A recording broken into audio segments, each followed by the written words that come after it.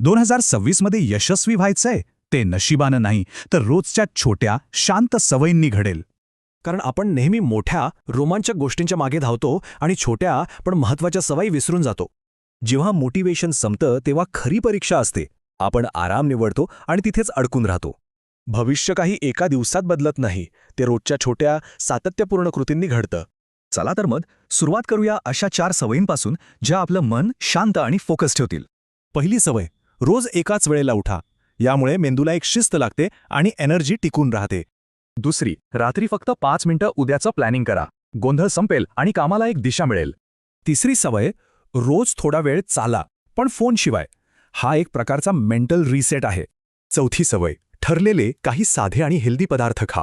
यामुळे निर्णय घेण्याची दुखी वाचते. बरं, आता बघूया अशा 5 सवयी ज्या आपल्याला आयुष्यावर कंट्रोल मिळवून देतील.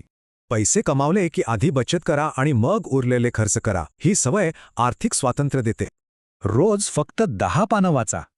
वाटतंय कमी, पण वर्षाला 12 ते 15 पुस्तकं सहज वाचून होतात.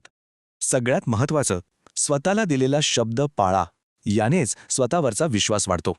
आठवड्याच्या शेवटी स्वतःला विचारा, काय बरोबर झालं, काय चुकलं. आयुष्य आपल्या हातात येईल.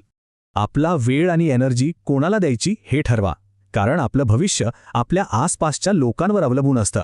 आणि आता ती एक सवय जी सगळ्यात महत्त्वाची आहे, पण आपण तिच्याकडेच दुर्लक्ष करतो. रोज फक्त एक अवघड काम करा. जे टाळत आहात तेच करा, मग ते काहीही असो. खरा आत्मविश्वास आणि खरी ताकद अशाच छोट्या निर्णयांमधून बनते. वाट बघणाऱ्यांपैकी बनू नका. तर मग 2026 मधल्या स्वतःला घडवण्यासाठी काय करायचं? या रोजच्या मेहनतीसाठी कोणी कौतुक करणार नाही, पण याचे परिणाम नक्कीच दिसतील. तर मग आज कोणती एक सवय सुरू करणार? आपलं भविष्य आपल्या आजच्या निर्णयाची वाट पाहतंय.